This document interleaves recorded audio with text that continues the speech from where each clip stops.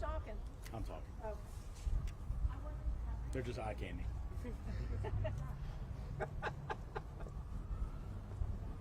Hey, just to give you a quick heads up, they're getting ready to start a little press conference here. All right, cool, thank you. Yeah, as soon as somebody gets funded. As soon as I get my act together, I won't have this abuse in Vietnam. Is that a city in Texas? Yeah. Like, have you ever been to the worst version? Like, you ever been to London, Ontario? How you liking London? I mean, this shithole or what? Are you ready? Good on my end. Good. Can I step forward some? Who's talking? We're ready. Name and position. Somebody asking questions? Could you give us your name and title first? Sure. My name is James Boteler, B-O-T-E-L-E-R. I'm the commander of the 3rd District. All right, tell us what happened out here, please. All right. Good afternoon, everybody. At approximately 12:20 hours this afternoon, the Metropolitan Police Department received a call for a shooting in the 1300 block of New Jersey Avenue just behind me. Members of the 3rd District arrived on the scene very quickly, as well as members of the D.C. Fire Department, and we discovered that there was a single vehicle crashed into a telephone pole. Our preliminary investigation to this time has revealed that we believe gunfire erupted from inside the vehicle, subsequently shooting the driver, which caused her to an adult female driver to crash into the telephone pole. Currently, we have the only other occupant with our detectives being questioned at the time to try to find out what exactly transpired inside this vehicle that led to gunfire.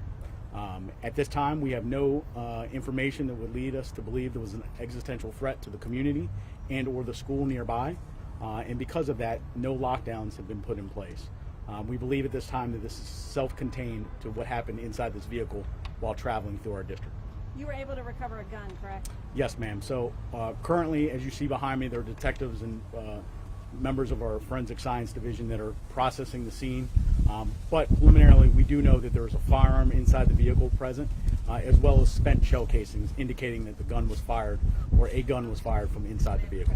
And this happened close to a fire station, correct? This did. It actually occurred, we believe, right behind us at the intersection of the traffic light at 3rd and N Street, or at New Jersey and N. Once the gunfire erupted at this intersection, we believe the vehicle traveled approximately 100 feet or so before crashing into the telephone pole. And were first responders from that fire station able to respond pretty quickly? Yes, ma'am. Yes, ma'am. So members of the DC Fire and EMS responded from the station directly across the street from the accident. They were able to pull the driver from the vehicle and perform life-saving measures. Unfortunately, the driver, who's an adult female at this time identified, succumbed to her injuries and is now pronounced deceased. The person you're questioning, that's an adult female as well? It is. Does this appear to be domestic, or what was this about? So unfortunately, not knowing what occurred inside the car, I'd be, speculating at this time. So we'll let our detectives do their interviews, and I'm sure we'll find out pretty soon what happened inside that vehicle prior to the gunfire erupting. And is that person considered a suspect, or what can we say at that point? They're being questioned? Or? So right now, the person that was inside the car with the decedent is currently being questioned by our detectives of the homicide unit. And it appears nobody else is involved at all. No, Sam. Right now, the information we have is the only people that are potentially involved in this unfortunate incident were the 2 adult females that were inside the car. And just to clarify, do you believe that she was driving at the time she was shot, or was she stopped, or? So we believe that the incident occurred while while she was operating the vehicle at the intersection at a red light. As the red light turned green, we believe the gunfire erupted from within the vehicle. The vehicle then traveled through the intersection, assumingly because she was shot, she crashed into the telephone pole. That's our assumption at this point. Can you really say the relationship between the 2 women? We do not know. When you say gunfire, there was more than one shot? We believe there was more than one shot fired from within the vehicle, yes. Sorry for coming in a little late. Delia from Channel 9. A question about the passenger, the suspect in this case, or the person you've taken in custody. Yes, ma'am. I understand she stayed on the scene. Was she in the car, outside the car? Any communication with her? So again, this is very preliminarily. We have witnesses both from the public and from our local government, both police officers and fire EMS, that were on the scene very quickly. What we know at this point is that both these female adults were inside the vehicle when the vehicle crashed, and presumably when the gunfire erupted a few moments prior. Although she remained on the scene, we were here very quickly.